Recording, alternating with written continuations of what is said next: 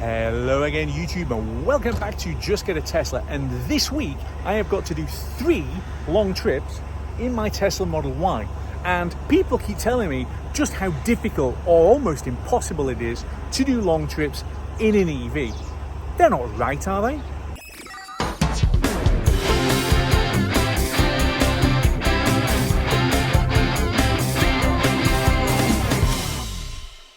So I'm actually starting the video here at Gretna Green Services on the A74M.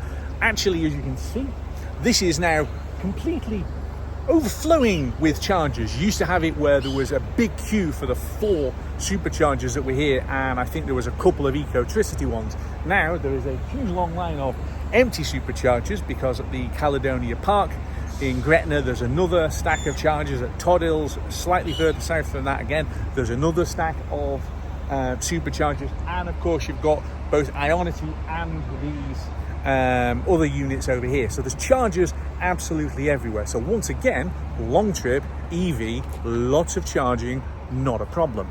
I actually started this trip at Manchester Airport, having just been on holiday. So if you saw my how not to drain your battery when on holiday video, this follows straight on from that.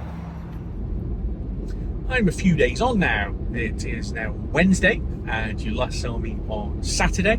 So we came back off holiday, landed at Manchester Airport because it was a family trip and some family down there, and then we drove home again. So the long drive back from Manchester up to Northern Aberdeenshire. A few days on, I'm now in the car driving back towards Manchester because I'm there tomorrow doing an event. I need to go and pick some things up from Leeds first, and the car is already in Tesla van mode. The boot is literally full of boxes. There's a few more to pick up. When I get there, the underfloor is full of a load of stock as well. So this car, again, it's just wonderfully versatile. So I've sat here on autopilot, which is nice and relaxing. I am on the cruise. I have got a load of stuff in the back.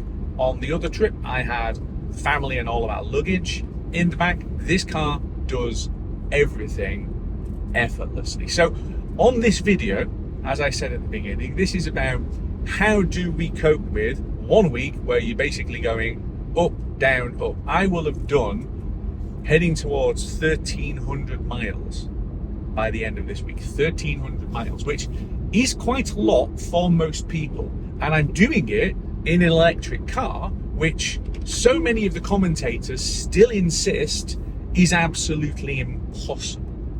Let's find out. I'm at Perth Broxton, where I have had a 10-minute stop to get out of the car, read a couple of emails that were flashing up the screen on me. Basically, I needed a little bit of a top up to be able to then carry on south. Plugged in, got 147 kilowatts, which is fab. It's literally just ramped down now. The quickest to go is basically take the charge when it's fast, and then when it slows down, get out of here. I'm supercharging at the Larkhall supercharger, which is relatively new, and well, there's an awful lot of V4s and not an awful lot of cars. I mean, there's another one coming on now, but other than that, there's only 2 of us here. You get a nice view from here. I mean, I'll put the reverse angle on, but we are kind of up on a ledge, although the junction off the motorway to get here is a wee bit on the dodgy side. This is the first time I've actually really used V4s. I did stop at Trentham once last year, and that was the first time that I saw them. So let's go and have a look. This is how Tesla are basically proposing to service non-Teslas and not cause a problem. So there is now a screen that tells you how much it is to charge if you're just going to pay to go, which is 52p a kilowatt hour. If you're on a non-Tesla, you can get a cheaper rate by subscribing, as I understand it, although I haven't actually done that. And then you've got an idle fee thing on there as well. So yeah, basically just tap and pay, as they all need to be, and a much longer cable. So I had it recently at the Gatwick supercharger, where the Polestar 2 that I was plugging in had the flap on the left side, which is the right side, rather than the right side, which is the wrong side, but the cable wasn't really long enough, and trying to get the thing to reach across to the car was a pain in the bum. This, on the other hand, is really long. And why we've stopped here is V4s are really quick. So these are 250 kilowatt hour chargers, although I've slowed down to 149, having arrived on, well, you can see, I think it was about 27%. It's already on 36, so it's absolutely smashing power in, and I suspect it'll sit there for quite a little while. It's been, so far, a really relaxing trip.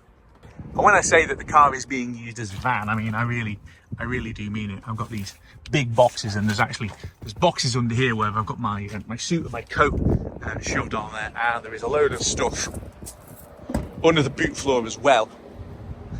So underneath my bags, yeah, that's absolutely chocker. So again, really useful to be able to shove mountains of stuff into the car like this. This video is sponsored by Millibricks, which is the online home for Lego compatible military brick toys like this fantastic Memphis Belle Flying Fortress. You know you want one for Christmas. Get 10% off with the code GET when you shop at Millibricks. On the motorway heading south towards Carlisle, it's a beautiful day. And on days like this, driving this car is just fun. Especially when you're on, in my case, chill mode, wafting it along at just below the speed limit. No dramatic hurry. We'll get there as we get there. Let's just relax, enjoy the car, enjoy the fantastic scenery here in the Scottish Lowlands, and yeah. It's of course nice that I'm not really doing the driving, autopilot is doing the driving. And okay, it's not FSD like our American friends are showing off at the moment, but I don't really need to do a huge amount while I'm on here anyway, so that's fine.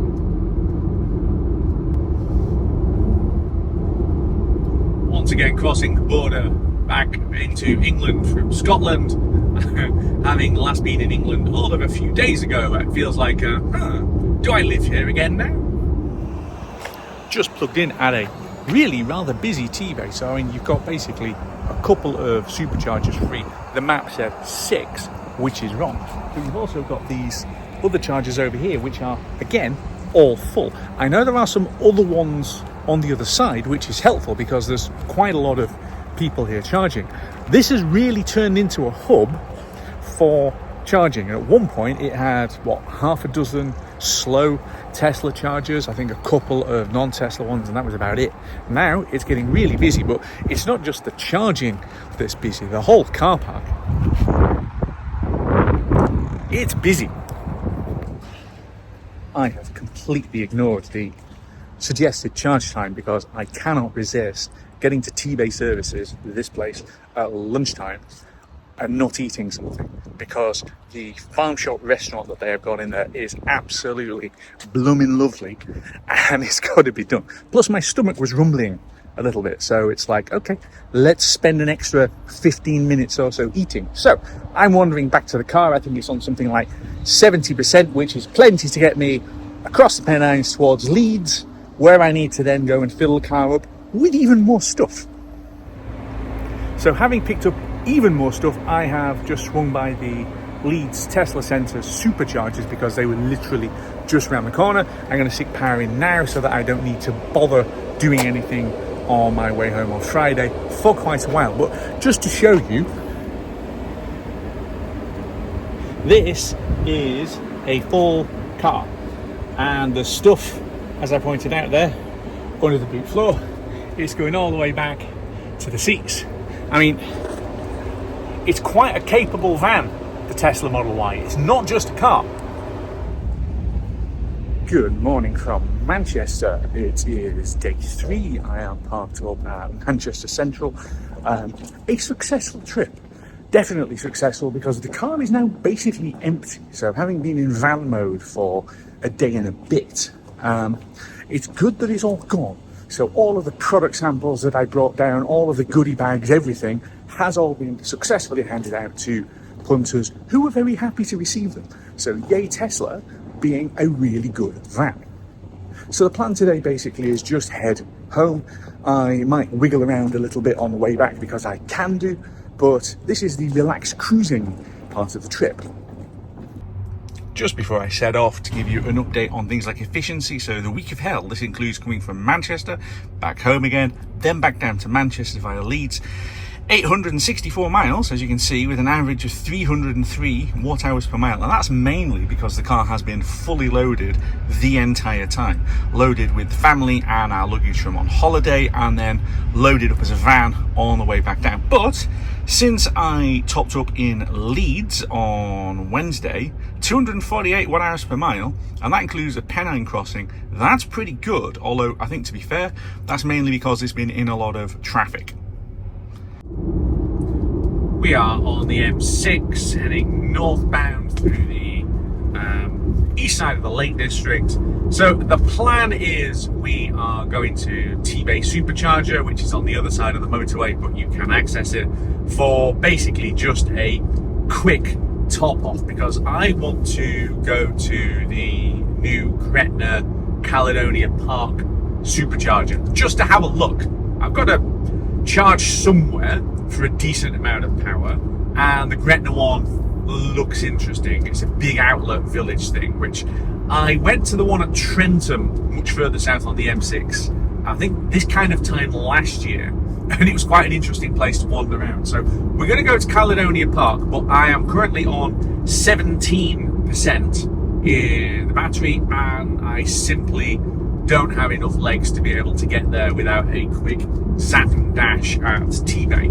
So we are going to swing off the motorway in about 15 minutes or so and top it off and then carry on. And again, the car's telling me that I could just go to Tebay and charge up for much longer, and then that will get me most of the way north into Scotland, so I could go to Perth or to Dundee. I'm choosing to ignore that. I've decided that I want to stop at Gretna as I'm going past it. So basically I've added the Gretna, new Gretna supercharger as an additional stop, and it's recalculated the amount of charging that I need, and I think it's saying 10 minutes at Tebay. Although the only problem with that is I think by the time I get off the motorway and across onto the other side, that's probably going to take about 3 or 4 minutes. So I'm likely to spend almost as long accessing the supercharger as I'm going to spend hooked onto it. So maybe we'll do, I don't know, 15 or something. Whatever. There's always emails and things to check when I'm on this kind of trip anyway. So that's what I think we're going to do. Get the emails out, have a look, and then we'll carry on from there. Meanwhile, a slight change of plan, because I ended up with a longer stop at Tebay doing some work. So we're going straight through Gretna, heading for Larkhall again, just basically for a top off before we then carry on off towards Perth. But I am once again crossing the border. This is the third time I've crisscrossed it in the same week, which is not something that I get to do very often. And I've just gone through 1,000 miles in the week of hell. So 1,001 miles with 297 watt hours per mile in total.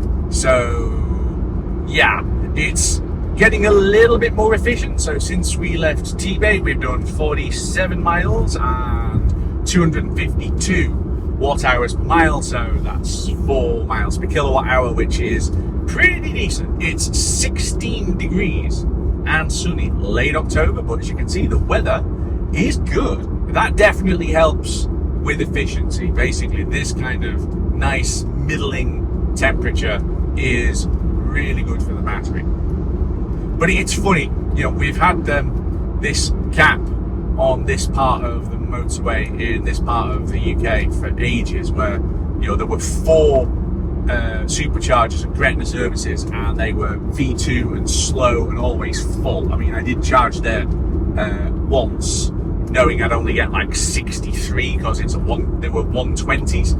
Gretna services is now full of V3 chargers. Gretna Caledonia Park, that we've just gone past, the retail park, has got a load of V4 superchargers. Todd Hills, the southbound services just behind us, has a load of superchargers. So we really have gone from famine to feast, and it just makes the journey so much easier. And this is, I think, the point. If we want to make EV travel easy, you need more chargers. And more are going in, and that's fab.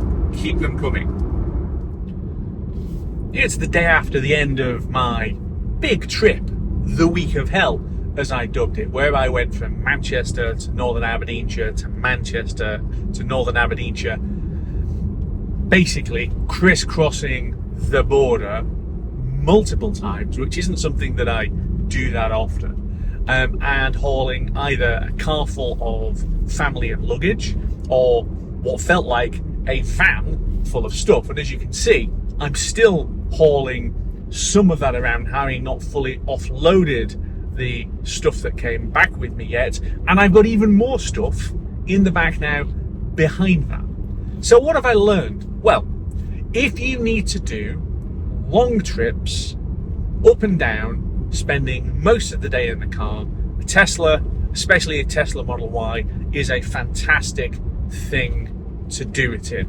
It's spacious, it's comfortable, it's easy. You don't have to think about it particularly. You get in the car tells you where you're going, where you're stopping to charge, how long you're doing it for, and it shouts at you when you get nowhere near the line at the edge of the road, because the current shouty safety system is a bit on the shouty side, but at least it's there. Better that it yells at you before you dive off the road than not yell at you as you crash into a ditch.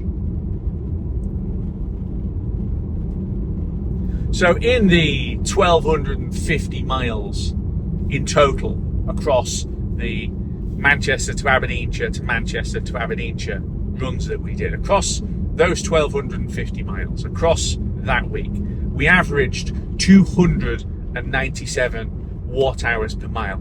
That, considering the amount of stuff that was being hauled about and the variability of the weather, I don't think is at all bad.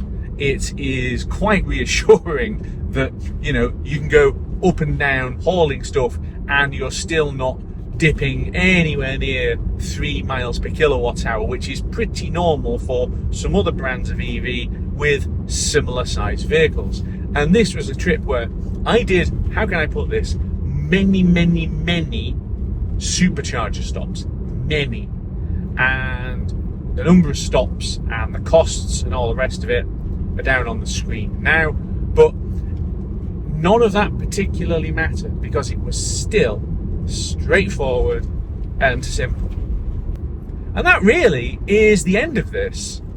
If you need to do long trips, if you need to haul stuff around, if you need to do it without needing to worry about, ooh, am I going to run out of power, or ooh, is it going to be any problems charging, or ooh, is it going to cost loads of money, forget all of that. It's simple. Just get a Tesla. And that's it, guys. Let me know in the comments what do you think. Like and subscribe if you haven't already done so. Hit the bell icon, and I will see you back here very soon on Just Get a Tesla.